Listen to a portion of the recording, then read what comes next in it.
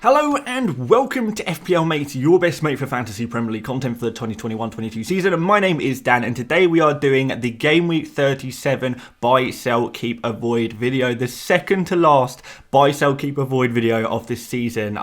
Really crazy stuff, exciting stuff. It's time to go out there, have a little bit of fun, try and push for our final targets of the season, and just see what we can do with the very limited amount of transfers we have left in our team. So guys, if you are not on a free hit this week, this is probably going to be most useful to you guys, but those of you on a free hit, you might want to consider some of the advice in this video as well. And if it is helpful at all, please do leave a like. It really helps out the channel. And of course, do subscribe if you're new around here too. Maybe a few of you guys new around here, just to try and get just a few tips before the end of the season, make that final push, you know, to try and beat your mini league rivals, etc, etc, etc. So there we go, guys. Hopefully this is going to be helpful today. Without further ado, let's have a look at the rules of the video.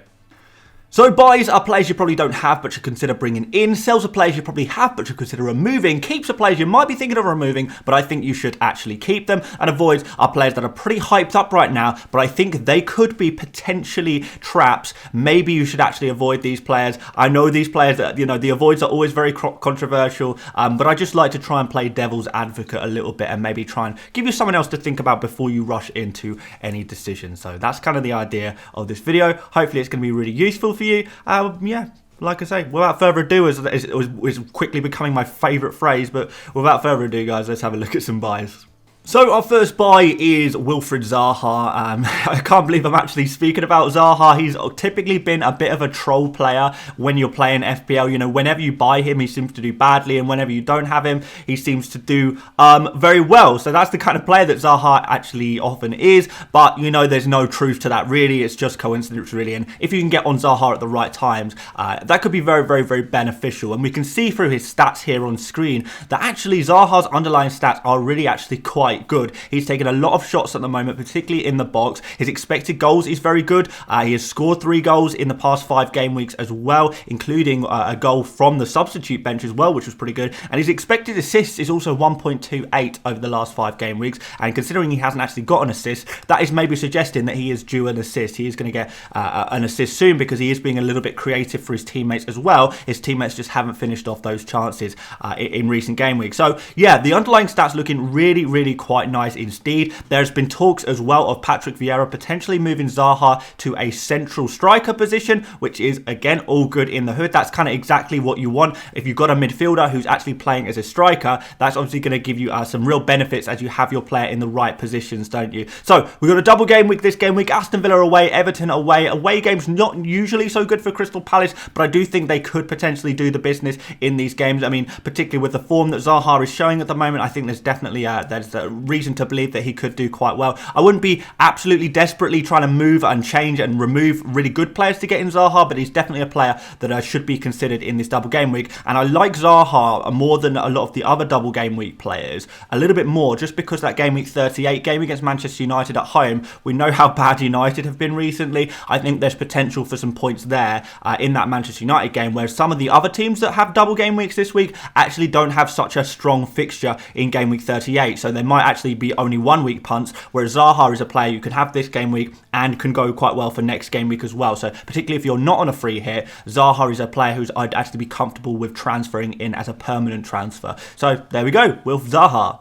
Now, Matty Cash is one of those really explosive players that can go off at any given moment. In fact, I read a tweet, I think it was from a guy called FPL Cyclist, who basically showed that Aston Villa defenders are very frequently the kings of the week. So, you know, the kings of the week as in the highest scoring player of an individual game week. I think joint with Man City or some, I think it was Man City, Aston Villa actually have the most Kings of the Week from this season. I think they have 6, and I think all of them bar one have been an Aston Villa defender. So Aston Villa defenders, you know what we're talking about. We're talking about Matty Cash. We're talking about, you know, the occasional concert or Mings masterclass. They suddenly and randomly get really good point hauls, which is just exactly what we kind of are looking for if we're looking for that explosive player. And what is usually the case is there is a little bit of luck luck involved in that. You know, we'll get a random headed chance from a Mings or someone, or Matty Cash will just go on an absolute mad one and take a shot that will end up going in.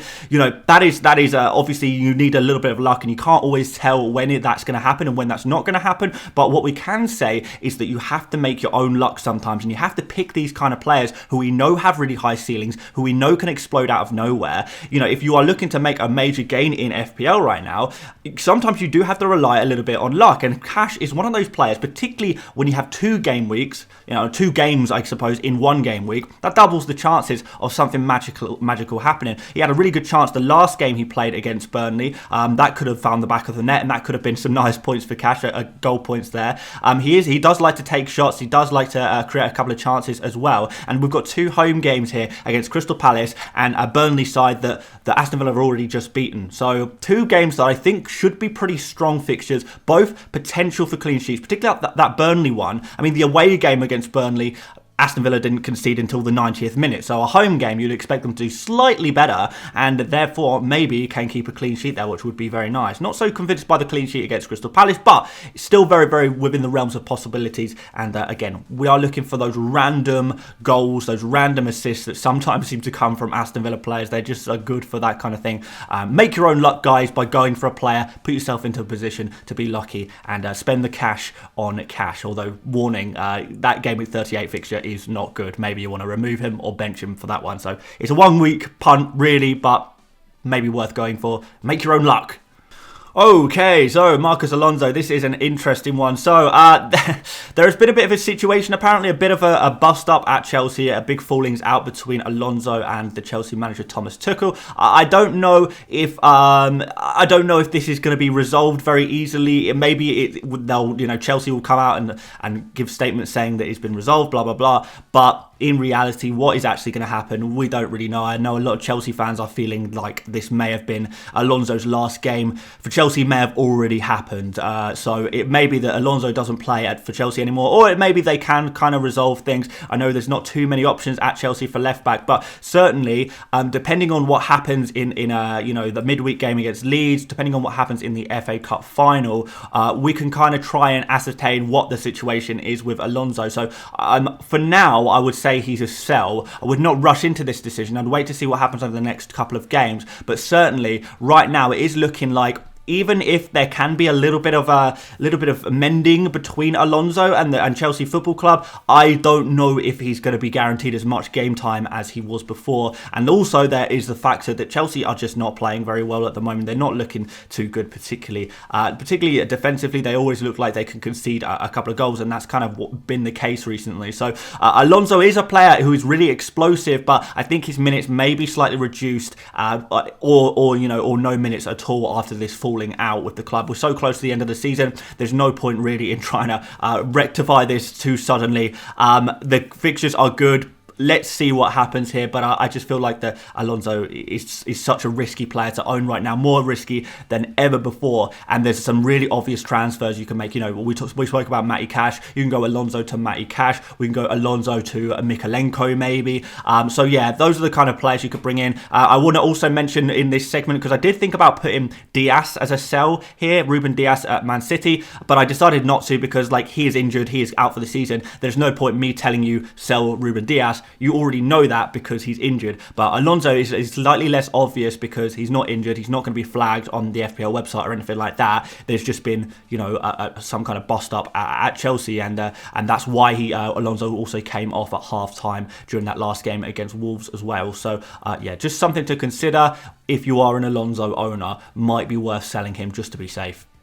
Kai Havertz, I would also sell. If I had Mason Mount, I would be more wanting to keep Mount. But if I had Havertz, he's a player who I'd be more willing to sell, because I just think that there is going to be a little bit of rotation between now and the end of the season, particularly with Lukaku, coming in and taking the striker position and actually scoring some goals, where Havertz has been a little bit wasteful. I think we'll all agree Havertz has been kind of wasteful recently. His underlying stats in general have just dropped off a cliff, and he's not finishing the chances that he is getting. It's just not looking too good for Havertz at the moment. moment, so I think there is a lot of scope to rotate him at the moment, and that's kind of to be expected. Havertz does go through some nice little streaks where he's worth owning on FPL, and other times where it becomes a little bit of a non-option in FPL, and I think we have transitioned into Havertz being a bit of a non-option. Now, we've got the FA Cup final for Chelsea, and then just a few days later, we've got Leicester at home. So Leicester at home in Gameweek 37 is not going to be played at the same time as most of the other Premier League fixtures. It's actually going to be played a little bit later because of that FA Cup game, which means that there's actually owned for Chelsea anyway. There's only going to be a few days between their Gameweek 37 fixture and their Gameweek 38 fixture. So because those fixtures are a little bit closer together, there could be a little bit rotation there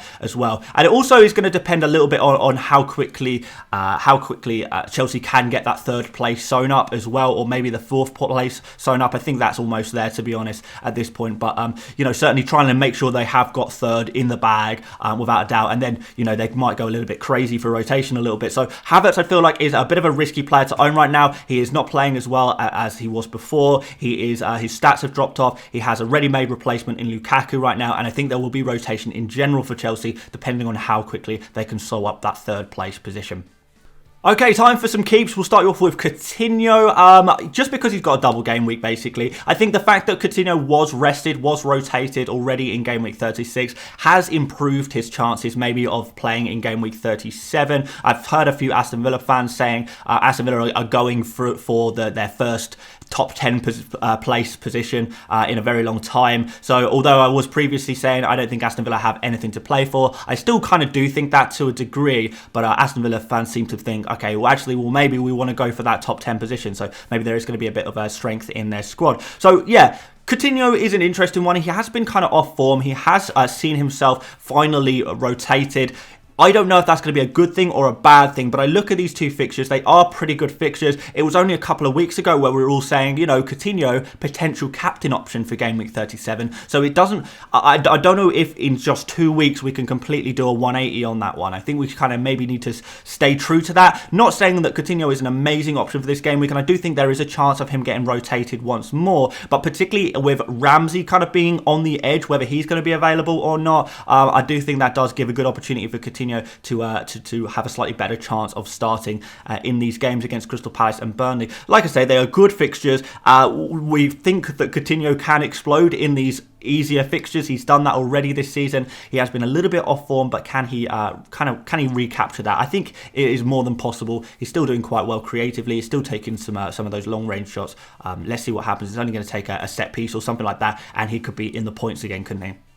My next keep is MADDISON. So we've got two midfielders in the keep section today, which I'm sure you did not want to hear, particularly if you guys are targeting players like ZAHA. You probably don't want me to tell you to keep certain midfielders. But MADDISON, I'm actually feeling a little bit more positive about than I was previously. I know I've been, kind of saying to avoid MADDISON, but I do feel like if you have held MADDISON for this long, you just got to keep him at this point. I think you just keep him, particularly now that Leicester are out of the Europa Conference League. I think that has made a big difference, to be honest. I did expect them to go through to the final. That hasn't happened, obviously, and now we've got a situation where Leicester do not have any other competitions to prioritise, to be honest. So they can play their best players in the meaningless games that is the Premier League.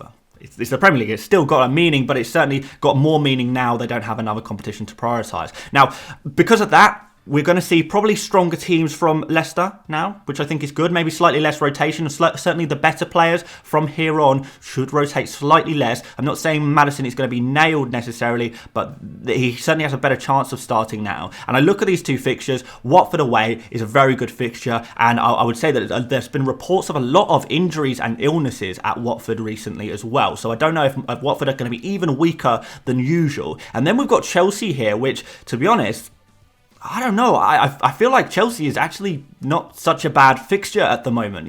They've been, like I was kind of saying before, like they have been not playing so well. They've had some, chinks in their defensive armour, if you like. So maybe there is goals to be had against Chelsea, and maybe MADDISON can be one of those players to provide it. Underlying stats, okay. He's taken a lot of shots. Typically with MADDISON, he doesn't need a lot of XG to get a goal, and he's always creative as well. So, particularly if he gets some more minutes under his belt, I think he could do quite well, actually, over this double game week.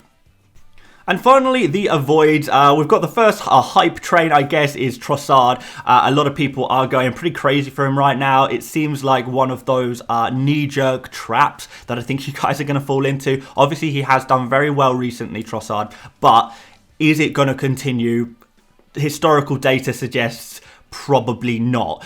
You know, we know in general for Brighton, they underperform on their expected goals and stuff like that, whereas you can see with TROSSARD at the moment, and even him as a particular player, as an individual player, he often underperforms on his stats as well. And you can see 4 goals, 3 assists in 2.12 expected goals and 1.43 assists, so he is doubling, his output is double what is expected of him, which is a kind of suggesting to me that that is probably going to regress to the mean at a certain point, as things often do when you take data over a slightly larger sample size. And then that is typically what has happened with not just TROSSARD, but Brighton in general often underperform their expected stats. So I would expect that to drop down. Also, guys, you know, if we're going to go for a player this game week, surely we want to be looking at some double game week players. Like, they are, you know, if we got some doubles right there, we don't really need to make transfers necessarily this week because we've got the Game Week 38, which is there's some actual quite interesting swings in Game Week 38, so we might actually want to save a transfer for then.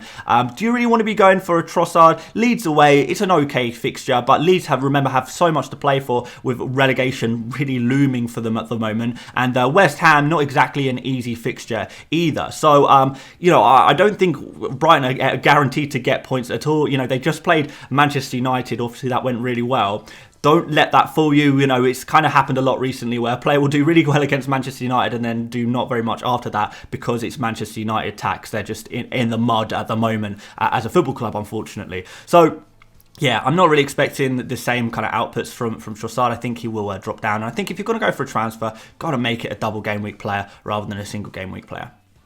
But because we like to keep things quite interesting and controversial on these videos and just try and give the other side of the coin, we have got Danny Ings as our second avoid, who does have a double game week. So I didn't want to pick out a player who does have a double game week player who could potentially be a trap. Danny Ings, obviously, if you believe in the FPL Mate avoid curse, maybe this could be an interesting pick, but I don't believe in the FPL Mate avoid curse. I back my avoids, even though they don't always work out. But I back this one just because of minutes. I think minutes is a major concern right now. Danny Ings is not a player who typically can even play a lot of games all in a row, particularly when the games are kind of meaningless in a way. So, you know, you look at this in the last 5 game weeks. And Aston Villa have had a lot of games in the last 5 game weeks. Danny Ings has started 2 games and he's had 1 substitute appearance. So that's not really very good. We're expecting a lot more rotation. You know, Aston Villa have so many attackers that can play. The only players that you can really even say are nailed on are Watkins. And I would even say that Watkins is at risk of being rotated. Got a lot of games coming up in these final games. You know, how many games are you expecting these players to play? If Ings does play, he could do quite well. But his minutes are just such a concern to me. And the price is quite expensive as well. You know, 7.7 million. And also, we've got Game Week 38 fixture against Manchester City. So if you were to bring in Ings as a bit of a punt, you would have to remove him straight away after. So he would cost you 2 transfers. And considering his minutes are a risk, his high price, is he worth to you 2 transfers right now? And that's what you kind of got to ask yourself. Now, if you're on a free hit or something and you just fancy taking a risk on a random player, then, you know, fair enough, go for it. But certainly as a transfer, not really feeling this one. I don't think it's worth worth the potential danger, the potential trap that you could be falling into there. So there we go. There's a controversial avoid for you just for funsies. Alright guys, in summary, if I'm totally honest with you guys, I don't think this is a week where you will desperately need to make transfers necessarily. As long as you kind of have 2, 3, maybe 4 double game week players, I think that is going to be enough for you, particularly as a lot of the double game week players have poor fixtures in Game Week 38, and a lot of the single game week players for this game week actually have pretty good fixtures and pretty good fixtures again in Game Week 38 as well. That said, if you are going to make a transfer, I would recommend going for a double up, if anything, or if you are just seriously just trying to push up your ranks, you know, trying to make that final push in your FPL season, maybe going for someone a little bit different, going for a little bit of a differential that you quite like the look of. Otherwise, you may as well keep it quite simple. Be aware of the potential rotation and when the fixtures are going to be played. How close are they to Game Week 38, for example? Are there any cup games around as well? And be aware of what teams are playing for what, are teams still in relegation battles and stuff like that, because, you know, final 2 game weeks of the season, this is peak rotation season, right? Particularly for those teams with not much to play for. So yeah, we're so close to the finish line, guys. Just go out there, have some fun, final push. Let's do this. Let's see what we can do with our transfers. And there we have it. That's the end of the video, guys. If you did enjoy what you saw today, please do leave a like. If you really liked this video and you haven't done already, please do subscribe for some final tips for the last couple of game weeks. Hopefully, we're going to be able to give you that final push. That's what it's all about, really, isn't it? And then maybe you'll stick around for next season as well, for those of you who haven't subscribed already. But there we go. We've got loads of content still to come. We've got 100 experts coming in tomorrow. Got to do my team selection video. We're going to do a free hit draft, which I know a lot of you guys want to see, a free hit draft. I will do that. Don't worry. I promise you that video will be out this week as well. I'm just waiting to see what happens in some of these Premier League games in the midweek before I commit to a free hit draft. That's all. And yeah, there we go, guys. Thank you so much for watching once again, and I will see you later, mates. Bye-bye.